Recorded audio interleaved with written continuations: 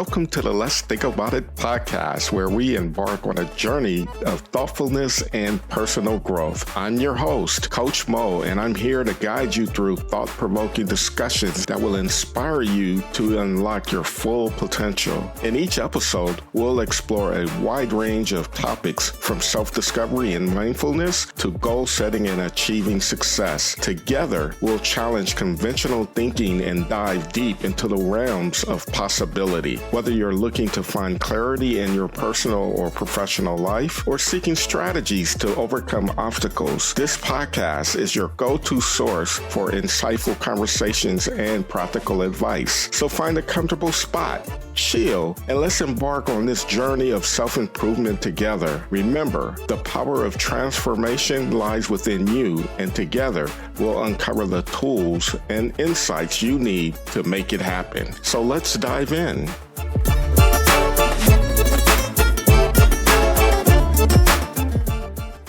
Welcome to another episode of the Let's Think About It podcast. I'm your host, Coach Mo, and I'm here with Michelle Schafer. Hi, Michelle. So good to be on your show again, Mo. We've had a few good episodes together, haven't we? The last one we did was episode 50, my milestone. Yes. We're at 62 now. This my gosh. 62, so I'm just moving along, trucking along. You're getting closer to 100 every episode at a time. Oh, absolutely. And so I distinctively said that I wanted to bring you back because in the very first episode, you was preparing for a launch of your book, and we didn't get an opportunity to dive into that. So I said, hey, when that book releases, I got to bring you back. The book has since released, so here you are. Let's talk about the book. I'm up for that. It's been an exciting time. It's funny, like when anybody introduces me as an author, I literally do this like looking behind me, thinking that they're talking to somebody else. But no, they're talking about me, which is trying to embrace that identity. Wouldn't say I'm fully there yet, but I'm getting there. Absolutely. This is huge. This is such a proud moment for you. I'm excited for you. Thank you. Yeah. I mean, and you know what's really interesting, Mo, is so my book came out February. We're in 2025 as we're recording this. And I started writing this book in January of 2024. And I would say that my book, so it's called Cultivating Career Growth, Navigating Transitions with Purpose. It is more relevant for people today than it was back in January because there's job loss all around us, certainly on both sides of our border, right? In Canada and in the US. And there's a fair number of people who either they see the writing on the wall and they want to get ready, or they're just languishing away in these jobs or at organizations where they're not feeling the love anymore. And they need some assistance to try to find something new. And so my book can really help with that. Yeah, let's take a step back because we may have some new listeners who are not familiar with previous episodes and don't really know who you are. So tell my audience who you are, what you do, and the type of value that you bring, and then that'll help us segue into your book. Absolutely. So I'm a career coach and I wear two hats uniquely. So I specialize in career transition. I also specialize in leadership coaching and leadership development. And it's really interesting. Like I love hearing the career stories of other people, but certainly I have a story as well, which is I haven't been coaching for my entire life. In fact, this month is my 10-year anniversary. What? I came to be a coach through transition. So I've been restructured 2 times. I had to reinvent myself and I had to do the same things that I work on with my clients. I had to figure out what I wanted to do next. I had to clarify my own career goals. I had to develop a job search plan and I had to figure out all my marketing, my resume and LinkedIn. What kind of a story was it telling? I had to do all of those things. And because of my experiences, because I have been thrust into the job market unexpectedly and needing to put together a plan and reinvent myself. I got into coaching because I've had that experience. I've always coached a little bit in other jobs, but Yeah. this has really led me to do something more formal. I had to go back to school, like coaching school, I got a certification. And I started my own business because I've been restructured twice. I really wanted to support other people. And that really, like the support part, is really the value that I provide. I essentially help people navigate the job market with confidence and help them find energizing work for companies that believe what they believe in. So I do a lot of empowering people to be able to find their next job, to be able to secure employment. I'm not doing the work. Obviously, they are. And I'm not a recruiter, I don't place people. So I help people with all the activities for a job search to help them find their next job. And the book was written because when I found myself navigating the job market, I didn't really have a plan. I just started. There really wasn't a roadmap. And so I wanted to give people the roadmap. I wanted to give people resources. And that's really why my book was born. Okay. So what was the biggest challenge? You had this light bulb that came on and was like, you know what? The next step is writing a book. And what was that challenge first before we actually get into the details of the book? But what propelled you forward when certain barriers and obstacles came up? Yeah. Are you thinking for me, like what obstacles came up for me? Yeah. Oh gosh. Yeah, there were several, of course. I'll be honest, I never really thought I would write a book. The barrier I'd say to that was I didn't think I had anything really worth saying, like that would fill a book, right? Like I Right. can write posts on LinkedIn, they're nice and short. I can give job search tips. Like I was getting better at doing that. And I really only started writing on LinkedIn only 5 years ago. I hid behind the words of other people. It was really in the last 5 years with the pandemic that I started to share things myself.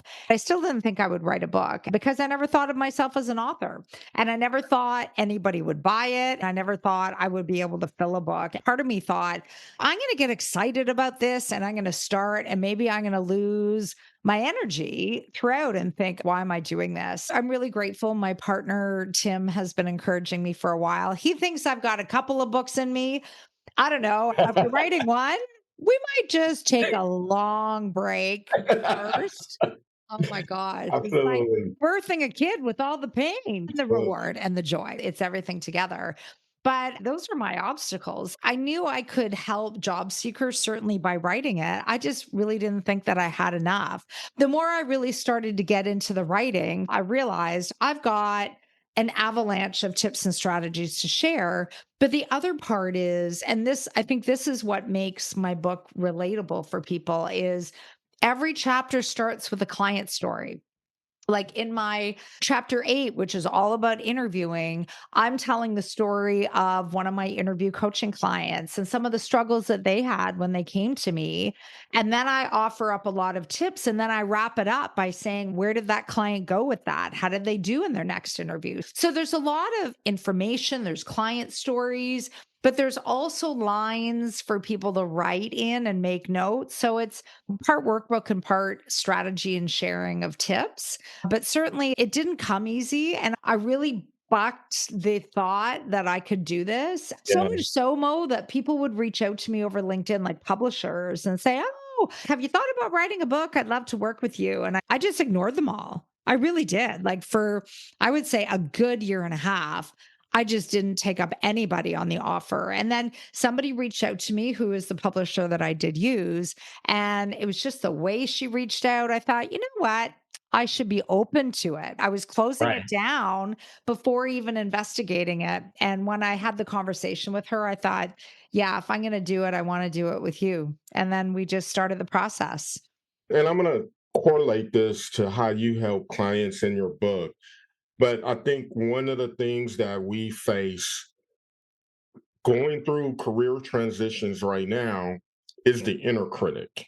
That's one of the Yeah. biggest hurdles that we have to just really learn to break through. I want to correlate that through your experience because the inner critic was probably present, Mm, starting to write your book. It was a barrier that you had to navigate and get through, jump over. What was that like for you initially? mm. How did you tame it? We obviously know the outcome, but I want to know, how did you tame it so that you can get the success that you were able to achieve? Yeah. And I would say, just like looking for work or doing anything in life, I had some support with this. Like, I wasn't in a vacuum writing this book. Like, I had a writing coach. Her name is Amy. And I'm still in touch with her, even though the book is published. One of the things that Amy offered up for me very early, there were two things that really helped me keep going. One is she said, just do it. Like she said, don't wait for the perfect conditions to write a chapter. And I had to give her a chapter every single week. So I had deadlines and that kind of thing. But she said, don't wait for the perfect conditions, like sitting by the fireplace with a glass of wine and computer in hand and feeling all motivated. Like, no, that doesn't describe a lot of moments in the day. But she said, just make a practice of writing every day. And she said, just do it. So she said, just put something down on paper because when we just get ourselves going, oftentimes it flows. And she was really right with that. If I put down one sentence led to two, to three, to four. So that helped a lot just to keep the motivation going. But the other thing that she shared, and this was 100% true, she just said, don't get married to what you write. Like she said, it will change in editing. So that can be a roadblock for a lot of writers. Like they want it to sound perfect and they want it to like just sound a certain way. And if there's going to be a change, it's hard to adjust to. And she said the two of them would really go together because the just do it and write it really fed into if you're just writing, you're not getting married to the outcome. You know it's going to change, which relieves the pressure. You don't Yeah, have to put this pressure on yourself to write, to be like Mel Robbins and sell a cajillion books based right. on basically four words. I don't know if you've Right. read any Mel Robbins, but she's hugely successful as an author. And I could remove the pressure from myself. I'm not necessarily going to be her, but Right. if I just do it and I share the strategies that I know are going to help job seekers, I'm just giving myself a way in. So I would say that was guidance that really helped me. One thing that I had to add to your story there is Yeah, I have this tagline that I use in my emails. The most effective way to do it is to do it. is to do it. Saying that. So that's just, you're putting a big Kool-Aid smile on my face and saying that. And it But sounds simple, right? But it's not simple. It's hard. how does that carry over to someone who is struggling in career transition? And Yeah. how does the concepts in your book help them with that transition? Yeah, I can directly relate the challenges that I had writing the book to somebody who is in a job search. I speak with clients every week who are stuck in their search. And the reason why they're stuck in their search is they're putting all this pressure on themselves, like I was with the book and writing it, putting all this pressure on themselves to find the perfect job, like writing the perfect chapter. Yeah, that doesn't exist and it's going to morph and change. With job seeking, it doesn't have to be all or nothing. And sometimes people would just get so overwhelmed by activities in their job search. So they would just do nothing. One of the things that I work with people on is taking something that seems like it's a roadblock, it's really big, it's overwhelming. I'll give you an example.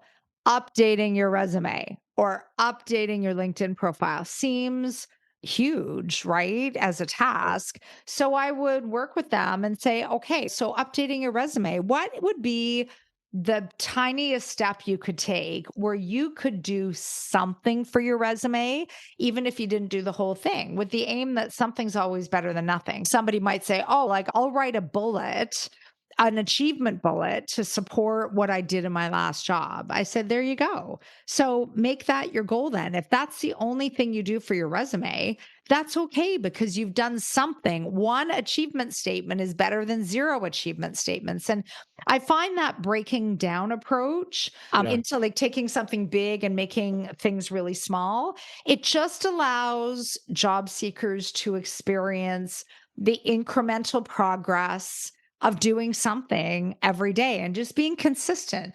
Be consistent, show up, do something, even if the something is 7 minutes, Right. because you'll feel better about yourself that you did something for 7 minutes as opposed to doing nothing that obviously was 0 minutes. So that's something that helps job seekers quite a lot.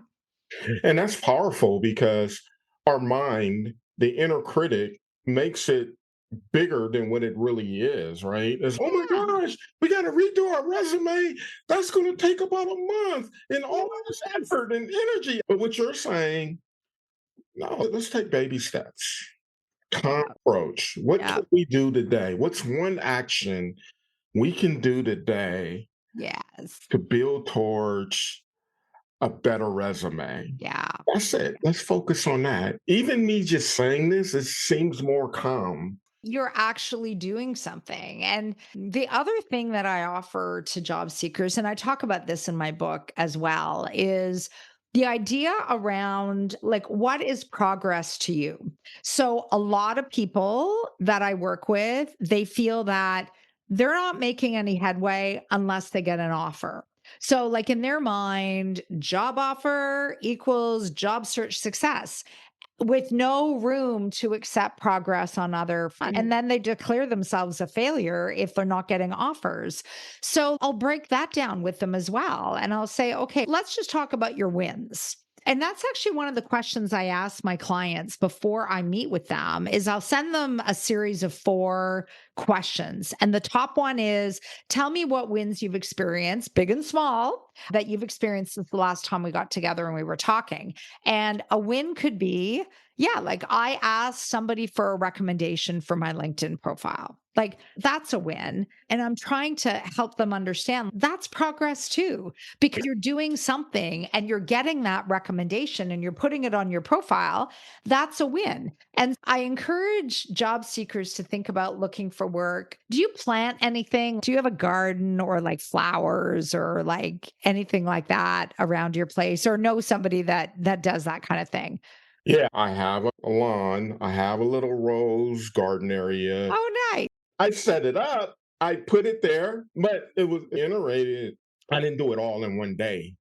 No, of course not. So the reason you're probably wondering, why did I bring up like planting and vegetable gardens and stuff like that? It's because, like, even to set it up, right? Like, in order to see the roses come up, Yep. you have to create the right conditions and you have to tend to those plants. Otherwise, nothing's going to happen. So I equate it to a job search by saying, okay, so imagine you're planting something, whatever it is, you got to push the seeds down into the ground and then you cover it up, right? You water it, but you make sure that there's enough sun. Now, if you look at that patch in your rose garden every day, you're going to see for a while the same thing. Nothing, Now, because you can't see what happened with the seed, except that seed under the soil is starting to grow, it's starting to bring shoots. And then as soon as it breaks through the soil, oh, now you see the fruits of your labor. In a job search, I want job seekers to know that progress is happening, even if you can't see it, which right. means progress is not just the beautiful rose plant, which takes some time. And I like how you said you got some help to set it up. In a job search, we need help as well. It's not meant to do on our own. So for people to say, oh, my job search is a failure because I'm not getting any offers, hold on. Let's look at all the wins, the progress, the incremental things that are happening. And incremental progress against incremental progress is over time going to amount to a larger step forward. It's a tough realization. It takes a bit of time. Yeah, and there's a lot of self-awareness that needs to be present as well because Yeah. there's an internal process that you're going through. I know we're looking at it from a job search standpoint, Yep. but as you're doing certain activities in that job search, you're growing from that standpoint as well, right? Yeah. If you have to, let's just say, update a section of your resume about your Yeah. experience, you have to sometimes take a deep dive, maybe some tips from you, journal, try journaling the good things that you remember that you did well in your job. And then Yeah. how do we transfer that over into this description of your experience? It Yeah. generates internal growth for you.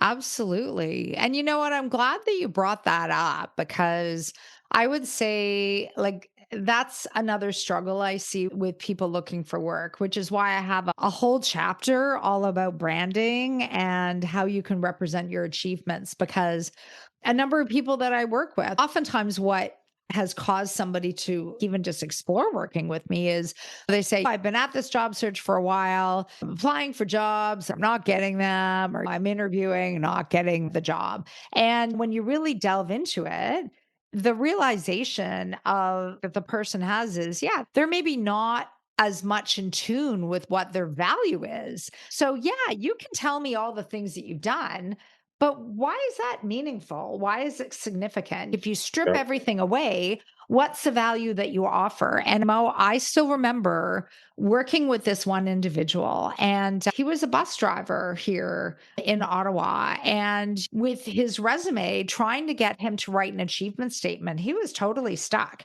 And when I asked him, like, where is the roadblock? What is the roadblock? And he said, I'm just doing my job. Like, I'm not doing anything special. I'm literally just fulfilling my job description. I said, okay, what then, even though you are filling all the job description, tell me a bit about the impact. Brainstorming with him, he realized that yes, he's driving a bus and he's dropping people off and he's picking them up, but there were some core things that he had to do that enriched people's experience. One, he had to be really skilled at handling very challenging emotions, like strong emotions. Some people who ride the bus are not necessarily nice. Unfortunately, I've experienced that. So he had to be skilled at navigating those emotions. He also needed to be well versed in lots of different accommodations. Like people who ride the bus all have varied needs, and some individuals needed some accommodations. He needed to know what those were and how to offer them. He also needed to make quick decisions in the moment that protected the safety of his passengers. And those were just a few. And Yep. when we were talking about it, he realized, okay, yeah, like I'm doing my job. If he did any of those things poorly, people Right. would complain about him. They wouldn't want to be on his route. They'd probably try to find another way to get to work. All negative outcomes, but he had lots of positive outcomes. Connecting with your value is a big part of looking for work, and articulating that value is something that I people struggle with, and that's what's That's in the book. that's exactly what my next question was going to be. Oh, How do you help readers of your book articulate what their values is or what their purpose is? I have a bit of a formula, a framework that I will break down for clients to help them come up with that. And it's basically the information that you need to put into your achievement statement bullet. So these are the bullets that appear below each of your jobs chronologically under the work experience section of your resume. And the framework is each of those statements needs to include what you did. That could be from your job description. That's fine. What you did, but how did you do it? And I say include the so what. So what you led a project? Like, why was it important, significant? What kind of results and outcomes did you achieve? And so, how I get people to like just get more familiar with their value is a, if they have access to like performance reviews, I Mhm. ask them to read through those because the value is certainly threaded through there. I also ask them to ask people, go to people who they used to work with, maybe former directors or managers, and ask them, what are two examples of times where I offered value to you? What was I doing? and why was it significant? So you can get some good ideas there. The other way to come to it is use ChatGPT. Dictate everything about something that you did, something that you were proud of, something that people gave you some positive feedback on, and just talk about it in ChatGPT. And then ask Chat or whatever AI you use, develop one achievement statement for my resume that is concise and includes the following 3 points. And this is where you ask for include the what, the how, and the so what. And it will take everything and distill it and pop out a nice, concise, but impactful achievement statement for your resume.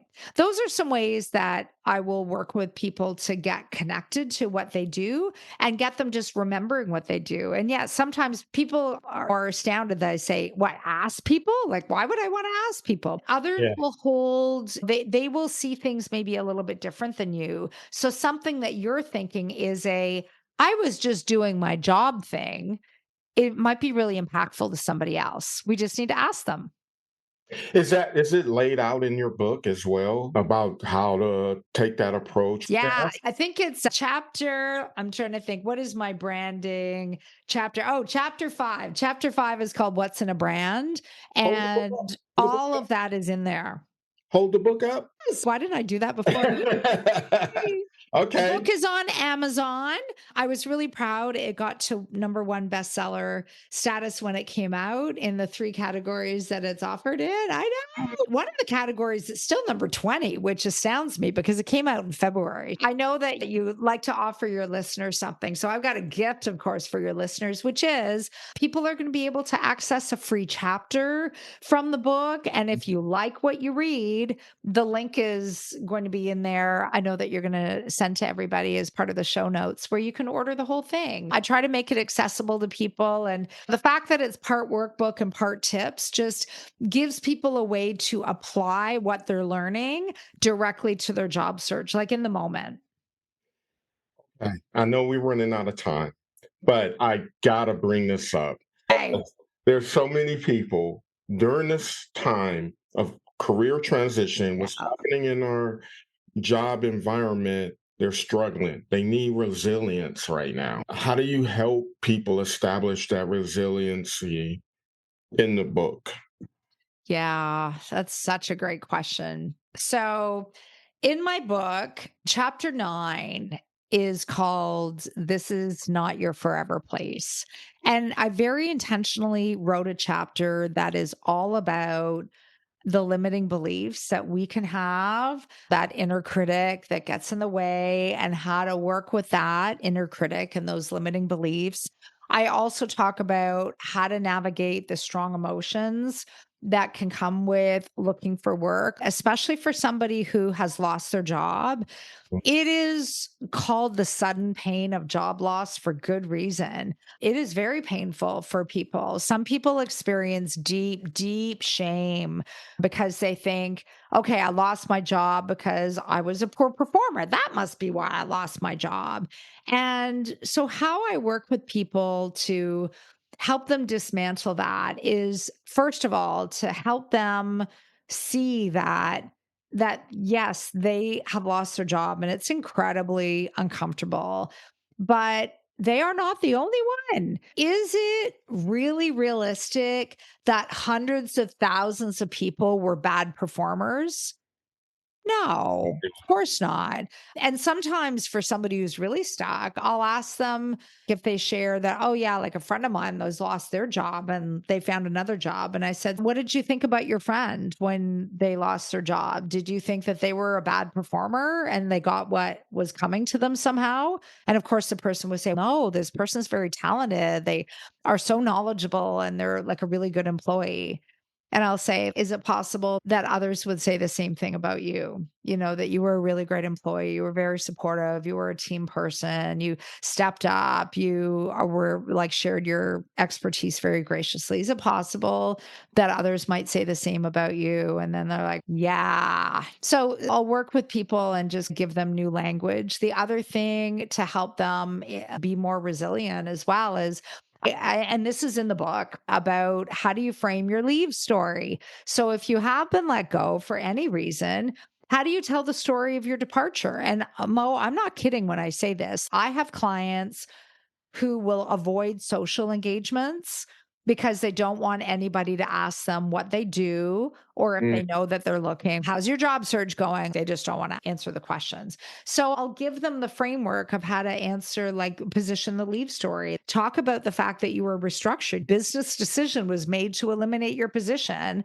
Maybe it was a mass layoff, but then mm. talk about something you were proud of to show that it wasn't a performance decision, and connect something that you love about your last job to what it is that you're talking to that person about now. Like, it's about managing the message, it's about believing the message and knowing that people are there to help. I really encourage, in fact, one of the first questions I'll ask a client when I first start working with them is, tell me who's in your support network. Who have you already reached out to let them know that you are looking and to get some support? Most people are open with people who are in their family, but there are a few clients who, one in particular, I remember she waited 6 months to tell her adult children that she was let go. She had been with the company for over 25 years and was just completely blindsided and thought it was her fault. And so she wasn't going to tell anybody for the longest time. Part of what I do is helping people with the tactical aspects of looking for work. But I Yeah. would say there's a big emotional component, which is why I felt a job search is not complete unless you acknowledge the emotions that you have and those limiting beliefs. And that chapter 9 is all about that and ways to reframe that into positive and productive action for yourself and for your search. And kudos to you for including that because that's big. And we talk a lot about the inner critic here, the limiting beliefs, fear, things like that. And that's when it's biggest when you lost your job, right? Yeah. You carry this judgment about yourself. Just what you just shared around a mom losing her job and not telling her adult kids for Mhm. 6 months. That's It's a the lot. inner critic Oh, yeah. highly present. You can't say anything. They're going to think A, B, C, and D. And then the Yeah. other thing that you mentioned was some of the shame that people carry and they avoid the social engagements. Yeah. I like that you have that in your book as well to be able to help them flip the script because there's always opportunity in those social gatherings, engagements. And if you're a well respected individual amongst your circle, it's the inner critic first that's Yeah. talking you out of leaning on them for support. Because if Yeah. they admire you, love you, honor you, respect you, they want to help you, they want to support you. And you don't Yes. know who they know of who they know. Exactly. So many layers out. Exactly. Utilize, if we use the opportunity to flip it and look for opportunities, It's it's a huge. win-win. Yes, exactly. And it's doing things like that really build the confidence, but build the ability to ride the waves. No joke, because I've gone through a job search twice. I know that there are ups and downs. Sometimes the ups and downs are very prominent. From the up to the down could be a big drop day by day. And that's why I say to people, like, this is not your forever place. You will not be unemployed forever. You will not be in a job search forever. You will find work that energizes you for an organization that believes what you believe in. Thinking of Simon Sinek and the why. That's my why. That's my Simon Sinek why. Sharing that phrase. I've had people quote me on that in other circles, which is hilarious because it tells me it resonates for people. But it is so true. It's hard to see in the moment. When you're in a discouraging job search, it's hard to see that you're not going to be in this place forever because it just feels like you are. And that's why I find engaging support. Don't insulate yourself Right. from the people that love and want to help you. Do seek out support. Do accept offers of help because those things give you some strength, especially in a very tough job search. Can you be found again? Yeah, a few ways. So my website is the easiest way. It's mschafercoaching.ca. If you want to access that free chapter, you just tack on a slash cultivating career growth at the end of that website address. LinkedIn is a really great place as well. I'm posting, I'd say at least 5 out of every 7 days about looking for work, about exploring new career paths. And for any listener who is looking for work, maybe you're feeling pretty frustrated and you'd like a conversation, I do offer a complimentary discovery conversation. And so the link for that is also on my website on the contact us page. A few different ways to get a hold of me. If you do buy the book, I'd love to hear what you think of it and especially what part of it really jumped out for you. I appreciate you, Michelle. I really do. You're such a I value appreciate you to too. so many people out there. I trust you that whoever reaches out, you will make sure that they're equipped with the right tools, resources to take the first step in their job search. So proud of you and congratulations on the book again. Thank you. Thanks so much. And thank you for having me on the show again. Thank you for joining me in this episode of Let's Think About It. Your time and attention are greatly appreciated. If you found value in today's discussion, I encourage you to subscribe on your favorite podcast platform. Remember, the journey of self-improvement is ongoing, and I'm here to support you every step of the way. Connect with me on social media for updates and insights. You can find me on Instagram and Facebook at Coach Mo Coaching or LinkedIn at Maurice Mabry. Or visit my website at mauricemabry.com for exclusive content. Until next time, keep reflecting, keep growing, and most importantly, keep believing in yourself. Remember, the most effective way to do it is to do it. Together, we're making incredible strides toward a better and more empowered you. So thank you, and I'll see you in our next episode.